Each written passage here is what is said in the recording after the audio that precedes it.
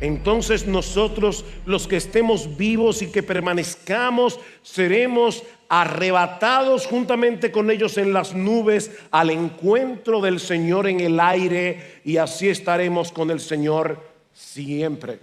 Por tanto, confortaos unos a otros con estas palabras. Animémonos unos a otros con estas palabras. Cristo vendrá otra vez. Algunas personas, científicos, están tratando de disminuir la tasa de mortalidad. No, eso es una tontería. La tasa de mortalidad siempre será el 100%. En cierta ocasión me topé con una frase que decía: come adecuadamente, haz ejercicio regularmente y muérete a pesar de todo. Ese no es el tipo de eslogan que tú vas a encontrar en los gimnasios, pero es una realidad. Ahora, cuando es un cristiano el que muere, la muerte no es una separación definitiva y mucho menos un viaje incierto. En los 40 años que llevo ya pastoreando esta iglesia, he tenido el privilegio de predicar la palabra en muchos funerales y he visto la enorme diferencia de tener que despedir a un ser querido del cual tenemos la completa certeza de que está con el Señor y de que lo volveremos a ver. Y no porque era bueno y decente, sino porque puso su confianza en Cristo cuando todavía tenía tiempo de hacerlo. Y es precisamente acerca de este tema que trata este pasaje que acabamos de leer en la primera carta de Pablo a los tesalonicenses. Como hemos visto a lo largo de esta serie, Pablo y su equipo fundaron esta iglesia en su segundo viaje misionero, pero debido a la persecución que se levantó contra ellos, no pudieron permanecer en la ciudad por mucho tiempo. Así que no tuvieron la oportunidad de instruirlos adecuadamente, detalladamente en ciertas doctrinas, lo que generó cierta confusión andando el tiempo, especialmente con el tema de la segunda venida de Cristo.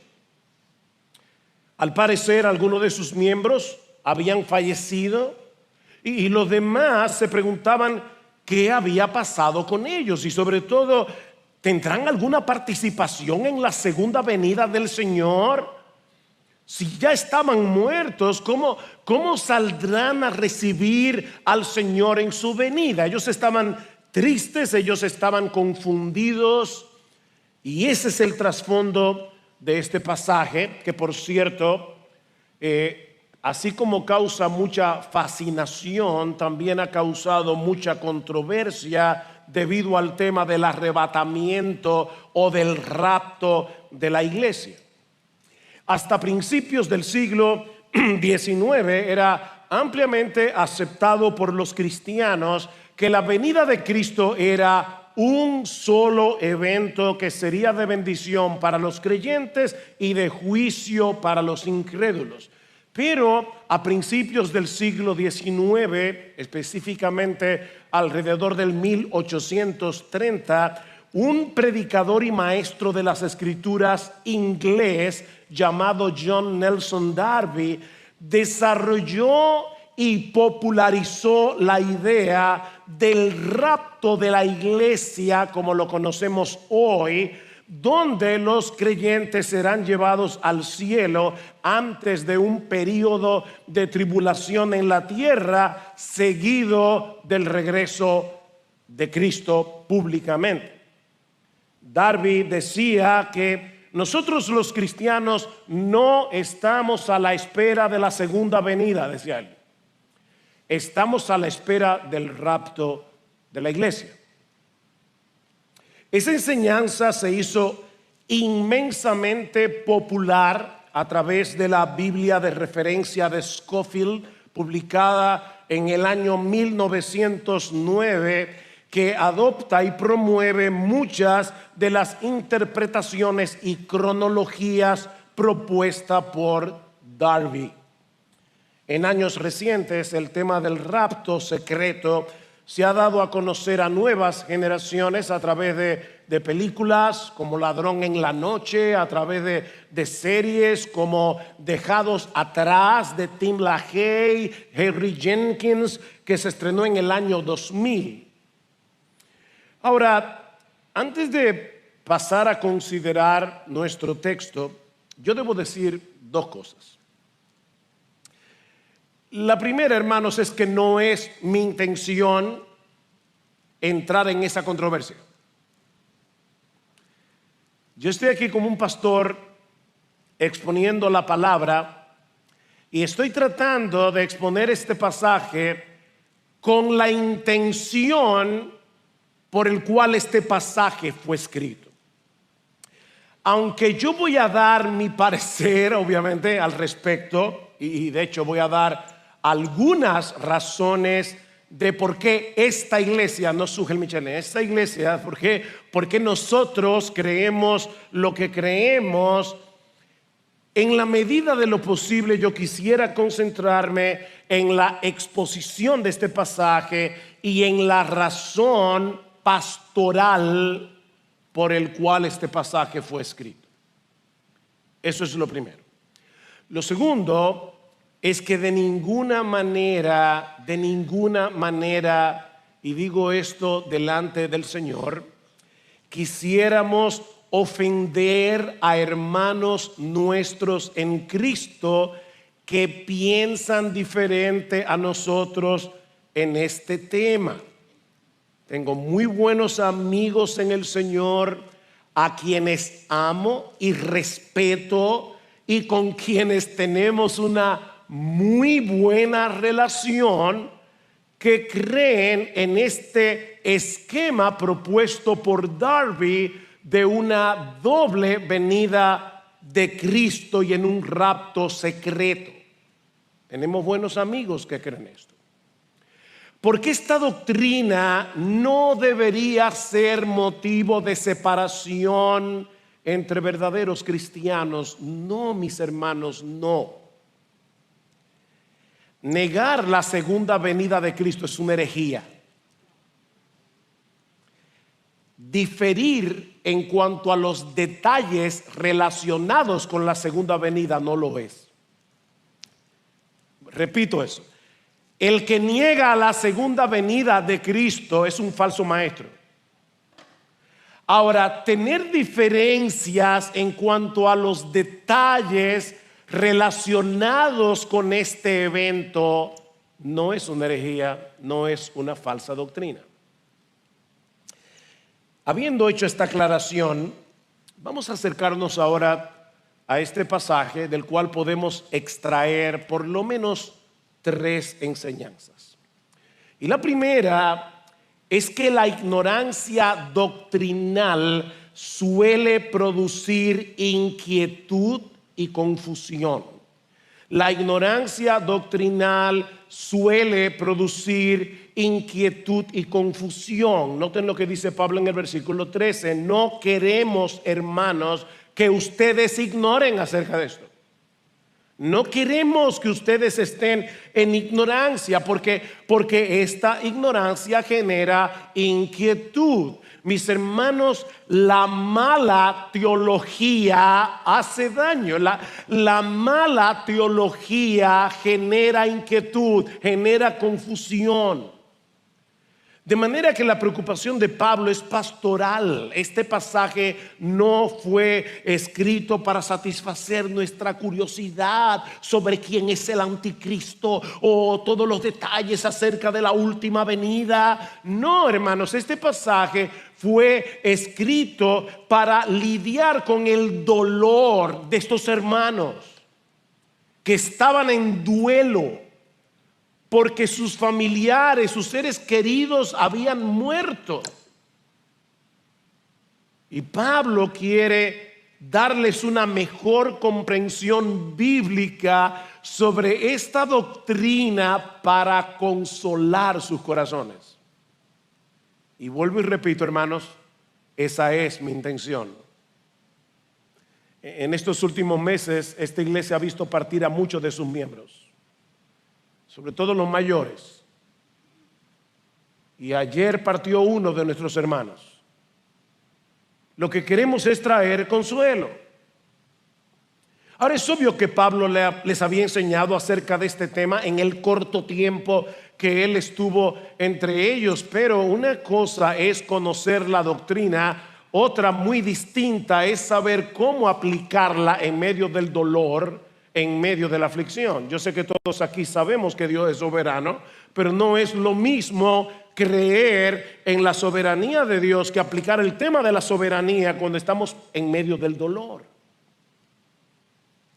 Cuando algunos miembros de la iglesia fallecieron, entonces comenzaron a llegar las preguntas: ¿qué pasó con ellos? Para nosotros hoy eso es muy sabido, ¿verdad? Pero estos hermanos estaban rodeados de falsos maestros y ellos están confundidos. ¿Qué pasó con ellos? ¿Dónde están ahora? Y sobre todo, ¿de qué manera van a participar de la segunda venida de Cristo si ya no están aquí? ¿Cómo saldrán a encontrarse con su Señor?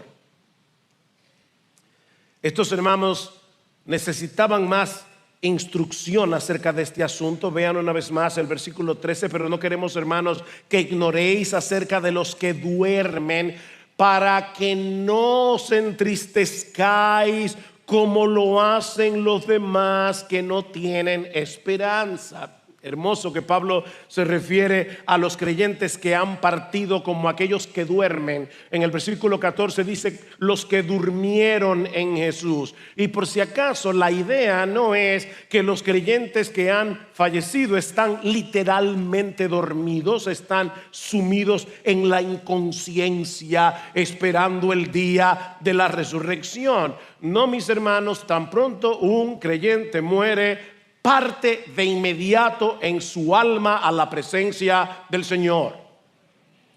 Cristo le dijo al ladrón en la cruz: hoy estarás conmigo en el paraíso. En 2 Corintios capítulo 5 versículo 8, Pablo dice: yo prefiero partir y estar con Cristo, lo cual es muchísimo mejor. Filipenses, versículo 1, capítulo 1 versículo 23, yo partir y estar con Cristo. O dice en el capítulo 5 versículo 8, 2 Corintios 5, 8, cuando uno muere está fuera del cuerpo pero presente al Señor. ¿Ven? Presente al Señor inmediatamente y bien despiertos. Pero sus cuerpos permanecen dormidos hasta que sean despertados en la resurrección. La palabra griega que se usa para dormir es la palabra koimao, y es por eso que el lugar donde se entierra a los muertos, los griegos le llamaban el koimeterion, o sea, el lugar de dormir, de donde viene nuestra palabra cementerio. El cementerio es el lugar donde duermen los cuerpos de los que han muerto.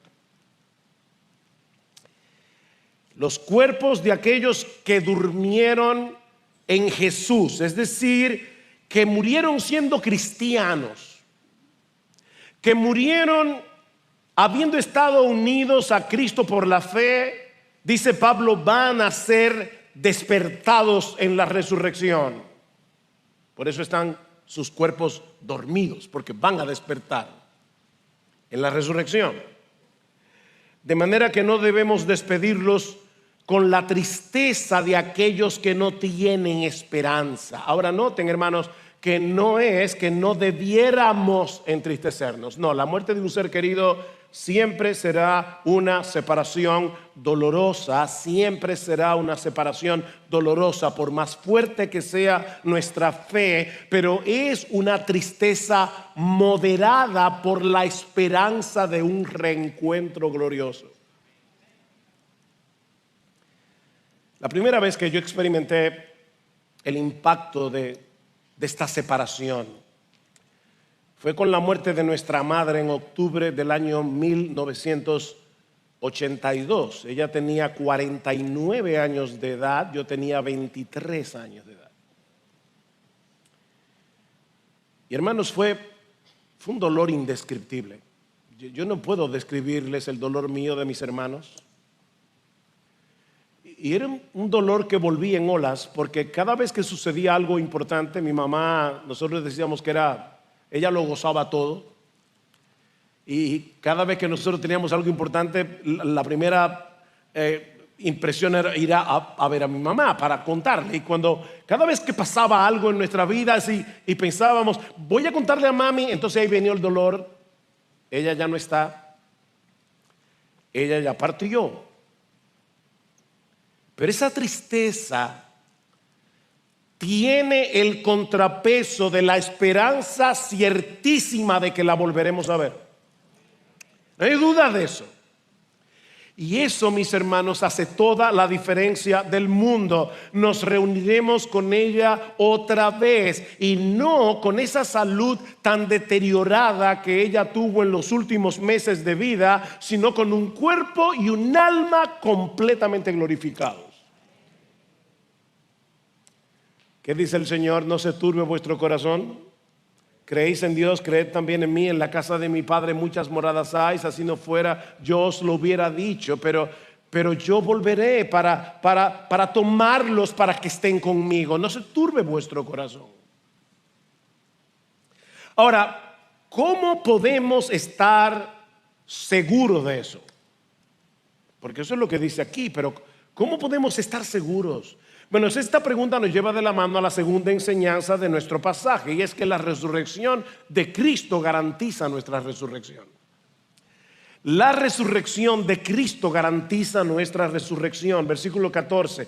Porque si creemos que Jesús murió y resucitó, así también traerá con él a los que durmieron en Jesús.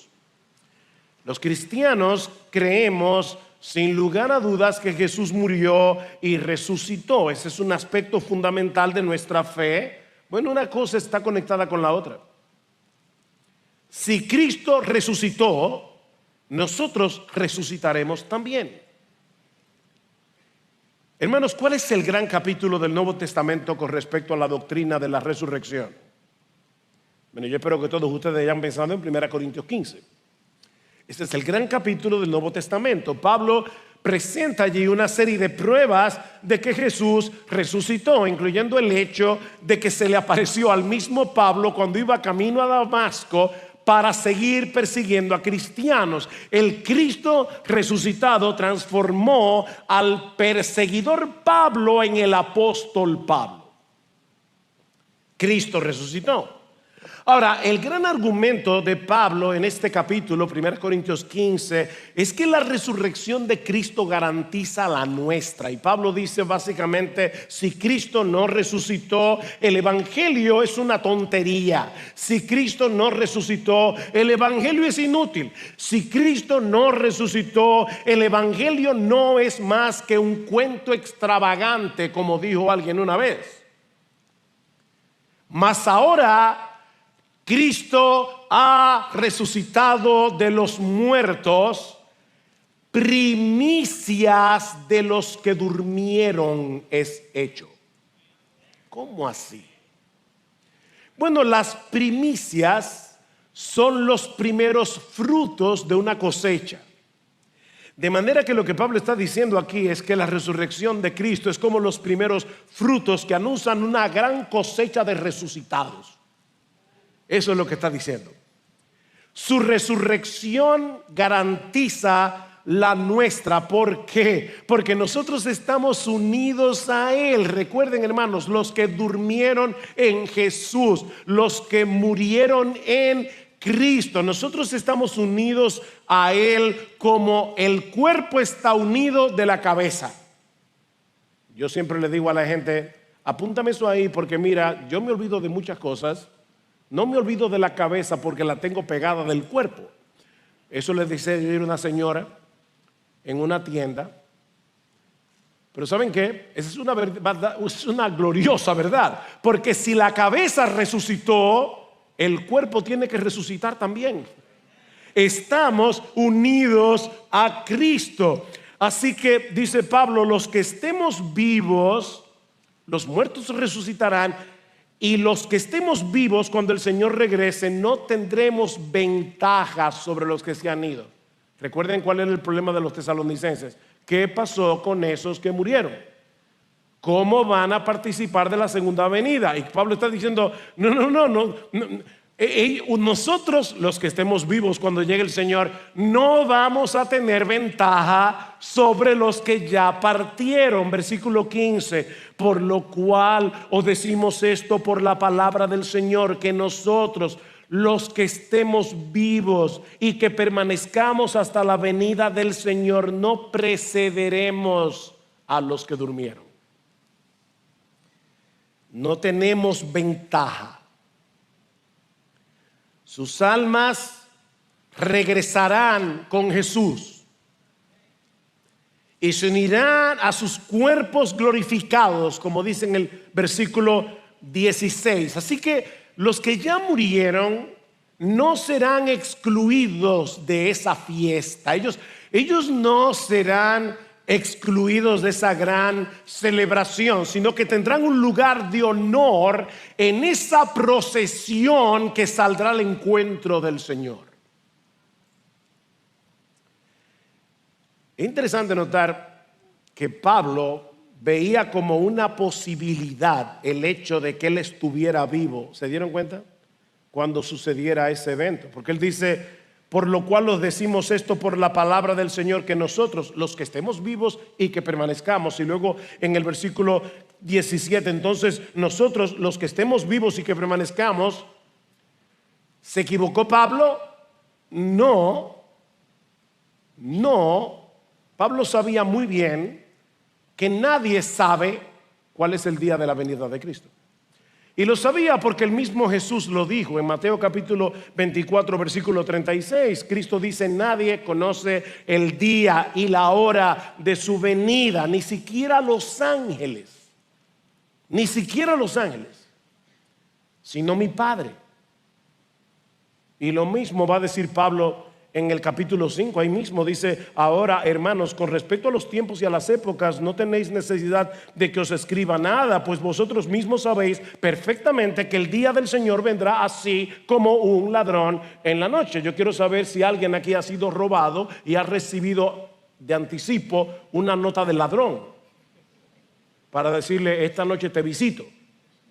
No, el ladrón llega sin avisar, y lo que Pablo está diciendo: así será la venida del Señor. Así que Pablo no está diciendo: yo estoy completamente seguro que el día que Cristo vuelva yo voy a estar aquí vivo. No, de ninguna manera. Lo que Pablo está planteando aquí, en su ignorancia del tiempo y la hora, porque él no lo sabe tampoco, es la posibilidad sin garantía de que él estuviera aquí.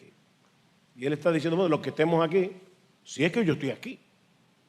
Y lo sabemos porque en otros textos, como 2 Corintios capítulo 4 versículo 14, Pablo dice que los cristianos sabemos que aquel que resucitó al Señor Jesús, a nosotros también nos resucitará. Ahora Pablo se está incluyendo entre los que van a estar muertos cuando llegue el Señor y que van a ser resucitados.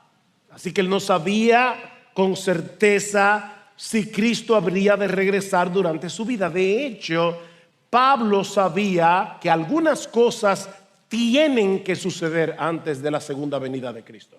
Hermanos, déjenme hacerles una pregunta, porque es muy popular que la gente diga: Cristo puede venir en cualquier momento. ¿De verdad? Como la Biblia dice que viene como ladrón en la noche, eso no quiere decir en cualquier momento. Eso quiere decir que tú y yo no sabemos cuándo es. No quiero ser irreverente, pero Cristo pudiera venir en los próximos 15 segundos, o en los próximos 10, o en los próximos 5,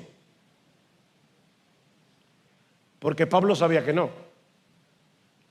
Él está diciendo: es probable que yo esté vivo, pero Pablo sabía que algunas cosas tienen que suceder antes de la segunda venida. Desde la perspectiva de Pablo, él sabía que el templo de Jerusalén tenía que ser destruido, porque Cristo lo profetizó en el año 70. Así que Pablo sabía que Cristo no podía llegar en cualquier momento hasta que el templo no estuviera destruido y la ciudad de Jerusalén. En el capítulo 2 de Segunda Tesalonicenses, Pablo dice: no se dejen inquietar por aquellos que están diciendo que ya Cristo vino y que llegó el rapto de la iglesia, el arrebatamiento de la iglesia, porque eso no sucederá sin que antes venga el anticristo en el contexto de una gran apostasía religiosa. Así que Pablo sabía que algunas cosas tenían que suceder antes de la segunda venida. Pero los cristianos de todas las generaciones debemos vivir con esa expectativa. Mis hermanos, el Señor pudiera regresar durante nuestra vida. ¿Tú crees eso? Eso pudiera suceder. Esa es la esperanza bienaventurada del cristiano, como dice Pablo en Tito 2:14. Debemos vivir a la espera de nuestro Señor. ¿Y sabes lo que va a pasar cuando tú vivas a la espera del regreso de tu Señor? Como tú no sabes cuándo es, puede ser antes de que tú te mueras. ¿Tú lo crees? ¿Y qué pasará cuando tú vivas a la luz de esa expectativa? Déjame hacerte una pregunta. Mi hermano, ¿qué pasaría si tú supieras con toda certeza que el presidente de la República, nuestro presidente, va a visitar tu casa antes de las elecciones de mayo? Fíjate, tú no sabes qué día es, pero tú sí sabes que antes de las elecciones el presidente va a tu casa. ¿Cómo te impactará esa noticia? Y yo estoy seguro que tú vas a arreglar algunas cosas. Yo estoy seguro que en tu agenda eso tiene prioridad. Bueno, lo que Pablo está diciendo aquí es que nuestra prioridad, lo que debe afectar nuestra agenda día tras día, es la venida de nuestro Señor. Cristo viene, y eso es más seguro y es más importante, 1000 veces más importante que cualquier presidente visite tu casa mañana. Cristo vuelve. Y nosotros debemos vivir a la espera de su regreso. ¿Saben por qué? Porque la espera del regreso de Cristo produce santidad en el creyente. Dice Primera de Juan capítulo 3 que nosotros sabemos que cuando Él se manifieste seremos semejantes a Él, porque le veremos tal como Él es. Y todo aquel que tiene esta esperanza en Él se purifica a sí mismo, así como Él es puro. Eso pudiera suceder durante nuestra vida aquí en la tierra. Ahora, sea que estemos vivos o que estemos muertos, ningún cristiano será excluido de esa fiesta, de esa celebración. Lo que nos lleva a la tercera enseñanza de nuestro pasaje. Y es que en la segunda venida de Cristo, todos los cristianos de todas las épocas, saldremos a encontrarnos con Él para estar para siempre con Él. ¿Qué dice el versículo 16? Pues el Señor mismo descenderá del cielo con voz de mando, literalmente con un grito de mando, con voz de arcángel y con la trompeta de Dios, y los muertos en Cristo se levantarán primero. Entonces nosotros, los que estemos vivos y que permanezcamos, seremos arrebatados juntamente con ellos en las nubes al encuentro del Señor en el aire, y así estaremos con el Señor siempre.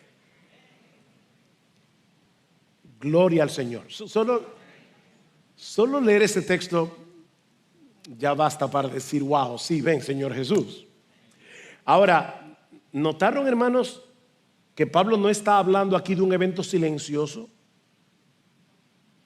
Que Pablo no está hablando aquí de un regreso secreto del Señor, a escondidas. No, su regreso en gloria será bien ruidoso. Eso es lo que Pablo está diciendo aquí. Su regreso en gloria será muy ruidoso.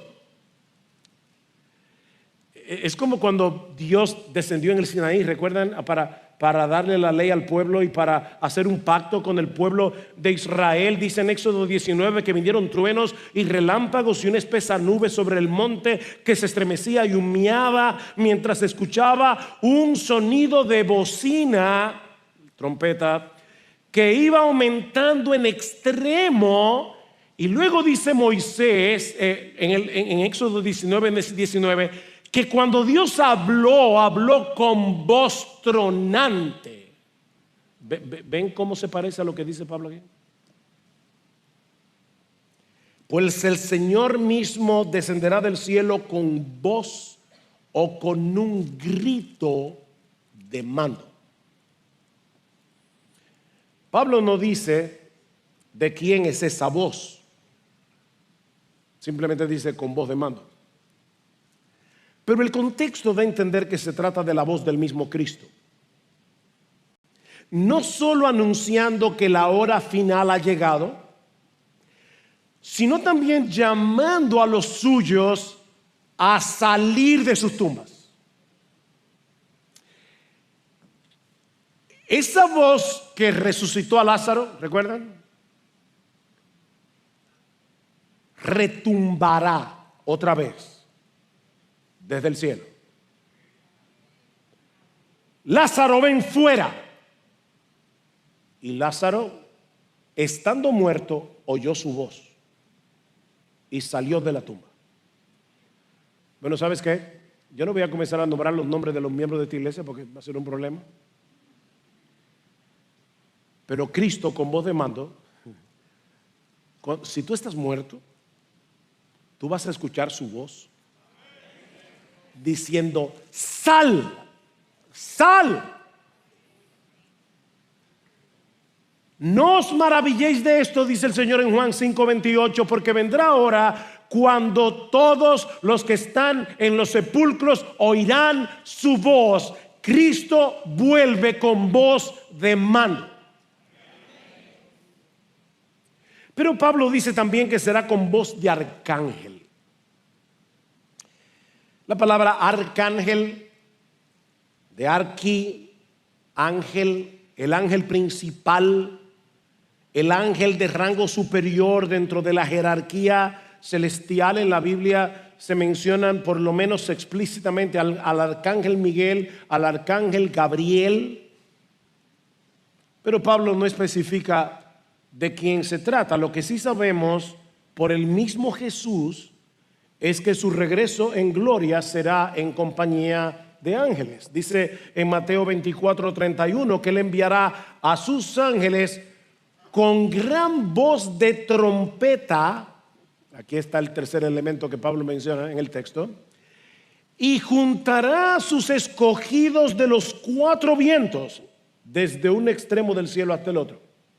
¿Cuál es el tercer elemento que Pablo menciona? Voz de trompeta. Y en varios textos del Antiguo Testamento se dice que las trompetas anuncian la llegada del día del Señor, cuando Dios interviene para reunir a su pueblo y para salvarlos de sus enemigos. Pablo va a mencionar de nuevo este sonido de trompeta en 1 Corintios capítulo 15, en el contexto de la resurrección de los muertos y de la transformación de aquellos que estén vivos en la venida del Señor. He aquí os digo un misterio: no todos dormiremos, pero todos seremos transformados en un momento, en un abrir y cerrar de ojos, a la final trompeta, porque se tocará la trompeta y los muertos serán resucitados incorruptibles y nosotros seremos transformados. En lo que tú pestañeas es la idea. Cuando Cristo regrese en gloria, los que murieron en Él serán resucitados, los creyentes que estén vivos serán transformados y todos juntos seremos arrebatados para salir al encuentro del Señor. Versículo 17. Entonces nosotros, los que estemos vivos y que permanezcamos, seremos arrebatados juntamente con ellos en las nubes al encuentro del Señor en el aire, y así estaremos con el Señor siempre. No deja de ser sorprendente la sencillez de esta descripción. Porque, mis hermanos, este es el texto del Nuevo Testamento que nos provee más detalles acerca del arrebatamiento o el rapto de la iglesia. O sea, todo lo que nosotros necesitamos saber acerca de este evento está ahí. Qué sencillez.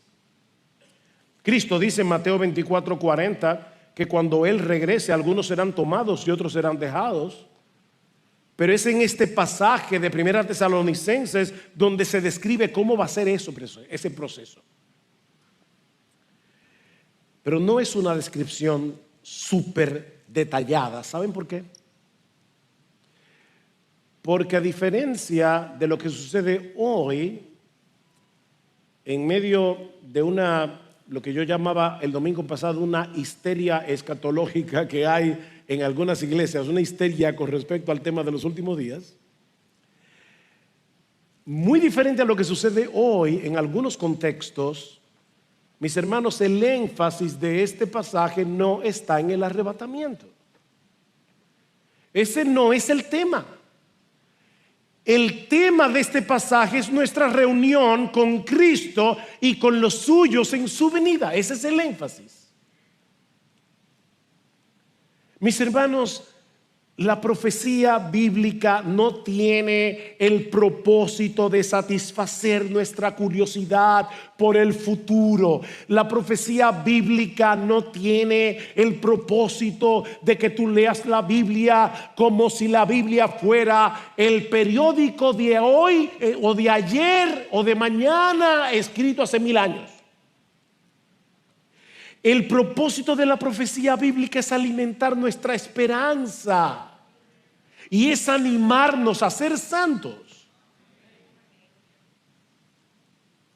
Y aquí tenemos suficiente información como para tener una idea de cómo será ese encuentro con nuestro Señor en su venida. Este pasaje no responde todas nuestras preguntas acerca de los detalles de este evento, pero nos asegura sin lugar a dudas que Cristo volverá y que nosotros nos reuniremos con Él. La segunda venida de Cristo ocupa un lugar preponderante en las Escrituras. 23 de los 27 libros del Nuevo Testamento mencionan la segunda venida de Cristo. Uno de cada 30 versículos del Nuevo Testamento o habla directamente de la segunda venida o de algún evento relacionado con la segunda venida. Hermanos, es obvio que el Espíritu Santo quiso darle mucha importancia al tema de la segunda venida. ¿Sabes por qué? Porque tú y yo debemos vivir a la espera de ese evento, sea que estemos vivos, sea que estemos muertos. Cuando eso ocurra, nos reuniremos con Él.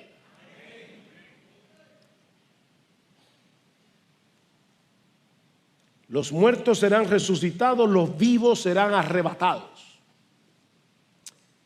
La palabra latina de arrebatamiento es rapere y de ahí sale el rapto. Pero si vamos a usar el texto de Tesalonicenses, es el arrebatamiento. ¿Y qué enseña este texto acerca del arrebatamiento? Lo poco que dice. Bueno, en primer lugar, que será un evento repentino. La palabra arrebatado es la misma palabra que se usa en Hechos capítulo 23, versículo 10, para decirnos que Pablo tuvo que ser sacado a la fuerza cuando los judíos lo iban a matar en el templo. ¿Recuerdan? Seremos sacados de aquí. ¿Qué dice Pablo en 1 Corintios 15, 52? Que será en un momento, en un abrir y cerrar de ojos.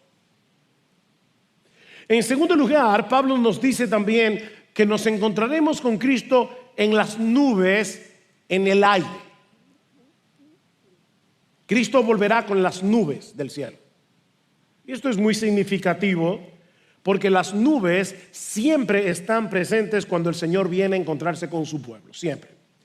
En el monte Sinaí dice: aconteció que al tercer día, cuando llegó la mañana, hubo truenos y relámpagos y una densa nube sobre el monte. Daniel capítulo 7, este texto es muy importante. Seguí mirando en las visiones nocturnas, y he aquí con las nubes del cielo venía uno como un hijo de hombre, que se dirigió al anciano de días y fue presentado ante él, y le fue dado dominio, gloria y reino. Cristo viene en las nubes. Mateo 24: entonces aparecerá la señal del Hijo del Hombre en el cielo, y entonces lamentarán todas las tribus de la tierra, y verán al Hijo del Hombre viniendo sobre las nubes del cielo con poder y gran gloria. Este no es un evento secreto. Dice en Apocalipsis 1:7: todo ojo le verá.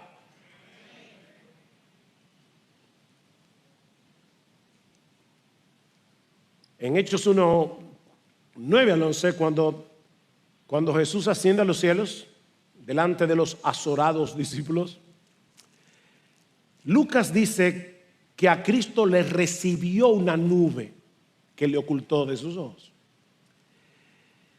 Y en ese momento aparecen dos ángeles que le dicen a los discípulos: varones galileos, ¿por qué estáis mirando al cielo?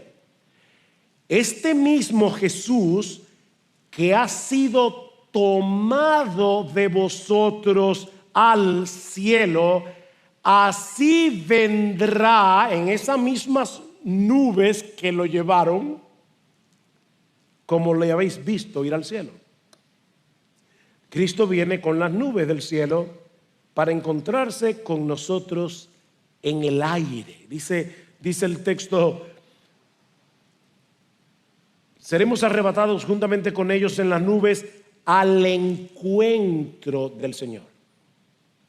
Ahora, esta palabra es importante, es la palabra griega apantesis, y esta palabra significa salir al encuentro de alguien importante para darle la bienvenida fuera de la ciudad y regresar con él a la ciudad. De hecho, aparte de aquí, solamente aparece 2 veces en el Nuevo Testamento, 2 veces. En la parábola de las vírgenes, que eran en esa época las damas de honor de la novia, pero a cambio de ahora que las damas de honor acompañan a la novia, en la época de Jesús acompañaban al novio para llegar al lugar donde se iba a celebrar la boda.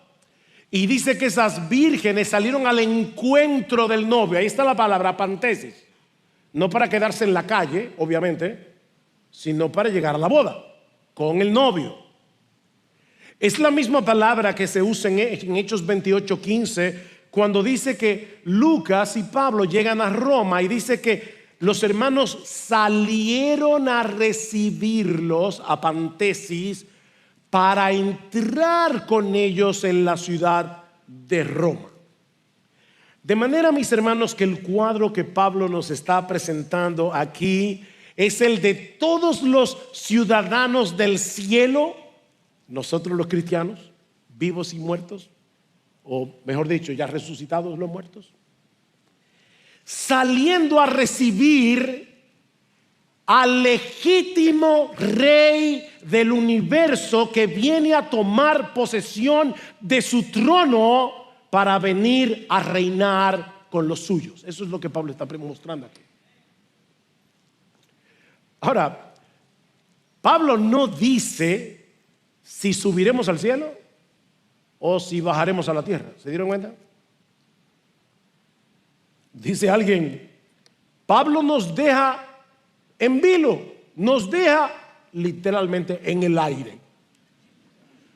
O sea, lo que dice es que saldremos a encontrarnos con el Señor en el aire. ¿Y qué pasa a partir de ahí? Hermanos, es que ese es el punto. No importa lo que va a pasar a partir de ahí. Lo que importa es que así estaremos para siempre con el Señor. ¿Se dan cuenta, mis hermanos, ¿Cuál es el énfasis de Pablo? Obviamente no nos vamos a quedar flotando en el aire. Pablo dice en 1 Corintios capítulo 6 versículo 2 que nosotros los santos juntamente con Cristo juzgaremos al mundo. Así que obviamente no nos vamos a quedar flotando, pero lo que realmente importa es que estemos donde estemos, estaremos con Él, con nuestro Salvador. Pablo dice en Colosenses capítulo 3 versículo 4: cuando Cristo vuestra vida se manifieste, entonces vosotros también seréis manifestados con Él en gloria. Eso es lo que tú y yo debemos estar esperando si somos cristianos. Ahora, quiero ser justo con aquellos que piensan diferente a nosotros. Así que déjenme dar por lo menos 2 o 3 argumentos y dar una respuesta.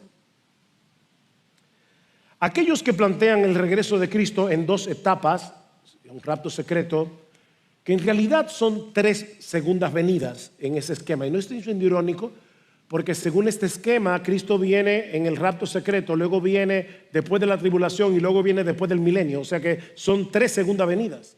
Pero lo que yo estoy diciendo es que la Biblia solo plantea una segunda venida. Una segunda venida. No 2, no 3. Pero los que creen en este esquema nos dicen que Pablo no puede estar hablando aquí de la segunda venida de Cristo en gloria para llegar a la tierra, porque aquí no se dice nada de lo que sucederá con los incrédulos. Bueno, no dice nada porque esa no era la inquietud de los tesalonicenses. Esa no era su preocupación. Pablo no tenía por qué hablar de ese tema en ese contexto, porque él está tratando de consolar a hermanos que estaban en duelo.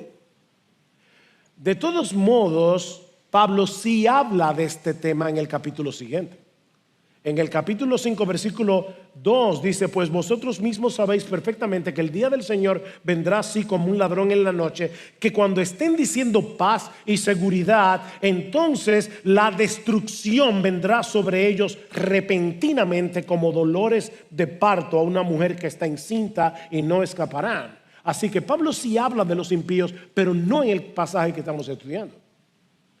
Luego lo va a mencionar otra vez en la segunda carta, en el capítulo 1, y es importante que ustedes lean conmigo este texto, segunda a los Tesalonicenses, capítulo 1, versículo 6, porque después de todo es justo delante de Dios retribuir con aflicción a los que os afligen y daros alivio a vosotros que sois afligidos, y también a nosotros cuando el Señor Jesús sea revelado desde el cielo con sus poderosos ángeles en llama de fuego, dando retribución a los que no conocen a Dios y a los que no obedecen al evangelio de nuestro Señor Jesucristo. Estos sufrirán el castigo de eterna destrucción, excluidos de la presencia del Señor y de la gloria de su poder, cuando Él venga para ser glorificado en sus santos en aquel día y para ser admirado entre todos los que han creído.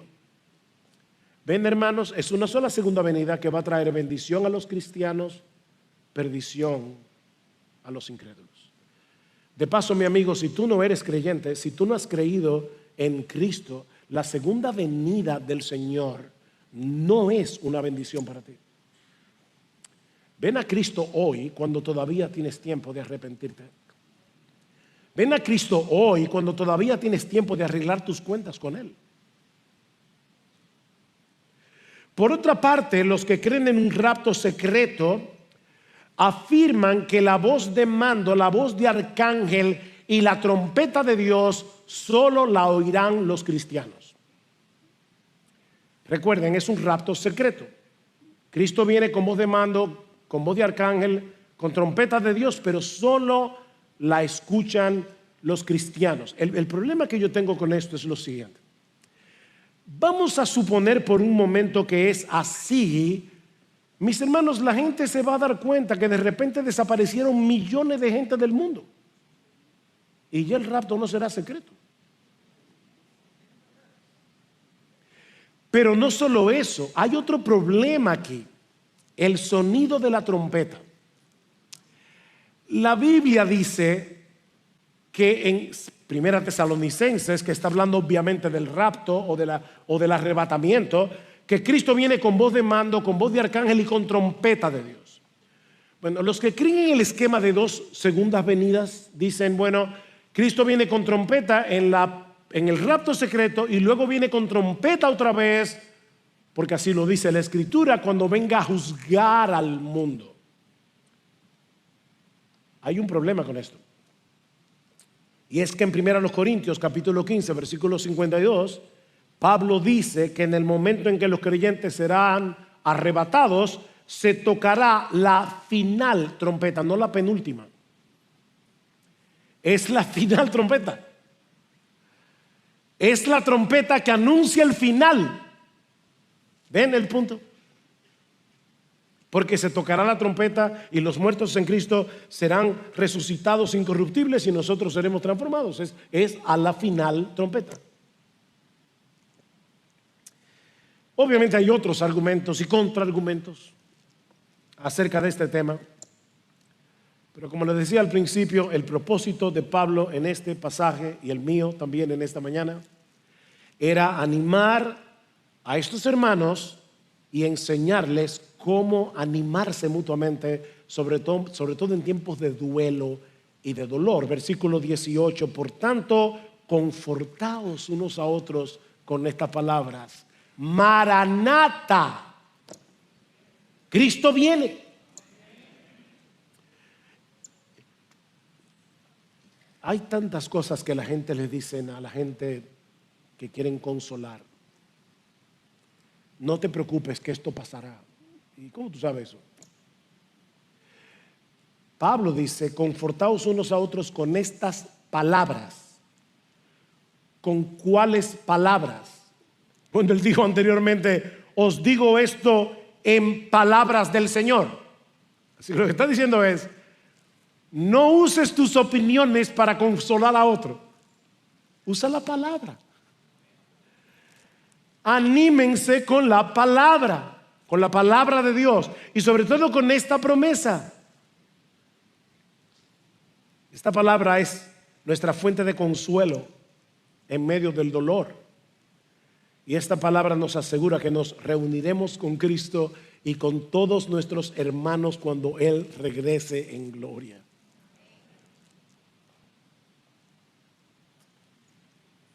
Y eso nos hace ver que este pasaje está conectado con el anterior que vimos el domingo pasado, acerca del amor. ¿Por qué? Bueno, porque esta promesa de las Escrituras no fue revelada únicamente para animar a cada creyente como individuo, sino como miembro de una iglesia, como parte de una familia. Si muere el hermano Sigfrido Varela, esposo de una de nuestras hermanas, tío de una de nuestras hermanas, es el dolor de ellas y es el dolor de la iglesia. Llorad con los que lloran. Somos una familia. ¿Y qué es lo que dice Pablo aquí? Debemos animarnos unos a otros cuando llegue el sufrimiento a la vida de nuestros hermanos en la fe. Y qué mejor consuelo que este: Cristo viene. Cristo viene. Y todos los que hemos creído en Él saldremos a encontrarnos en una procesión impresionante para no separarnos nunca más, ni de Él, ni de aquellos amados hermanos y familiares que ya partieron con Jesús y que nos están esperando allá arriba. Y ahora yo te pregunto, mi hermano, ¿esa es tu esperanza? Esa es tu esperanza. O sea, tú dirás, claro, es la esperanza de todo cristiano, pero intencionalmente tú vives a la espera del regreso de tu Señor. Recuerda que esa esperanza purifica al cristiano. El que tiene esta esperanza en Él se purifica a sí mismo. Esta esperanza nos provee un consuelo real y verdadero en medio del dolor, en medio de la aflicción. Querido hermano, ¿es tu anhelo y oración? Sí, ven Señor Jesús. ¿Es este tema algo cotidiano en tus conversaciones con otros hermanos? De hecho, Pablo termina el capítulo, la otra sección que está conectada con esta, en el versículo 11 del capítulo 5, dice: por tanto, alentaos los unos a los otros y edificaos el uno al otro, tal como lo estáis haciendo. Pablo dice: esto no es para ti solo, no es para que tú digas: wow, sí Señor, qué bueno que yo me voy de aquí. Esta es nuestra esperanza. This world is endless, so wide, so far, but somehow I'm still lost in you.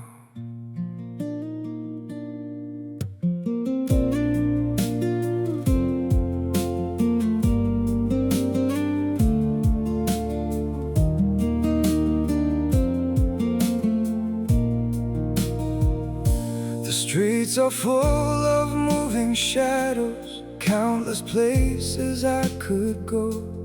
City shining, people passing, yet I still feel so alone. Every road keeps leading nowhere, every sky feels cold and blue. In this world so vast and open, I'm still lost in missing you.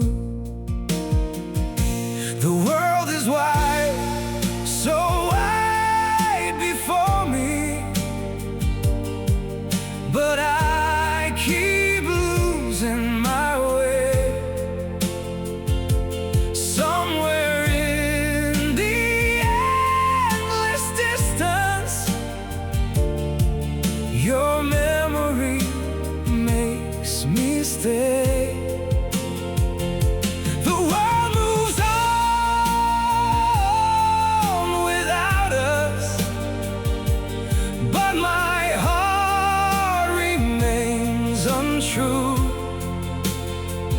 For no matter where these feet may wander, I'm still lost in missing you. I have tried to outrun silence, tried to leave your ghost behind, but your name still echoes softly through the corners of my mind. The world is wide, so wide before me, but I keep losing my way. Somewhere in the endless distance, your memory makes me stay.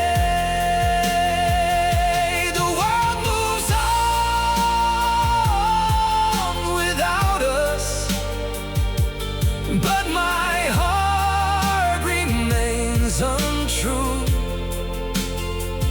For no matter where these feet may wander, I'm still lost in missing you. Maybe someday I'll stop searching for your face in every crowd, but until that day, this broken heart will keep calling your name out. The world is wide, so wide before me, but I keep losing my way. Somewhere in the endless distance, your memory makes me stay. The world moves on without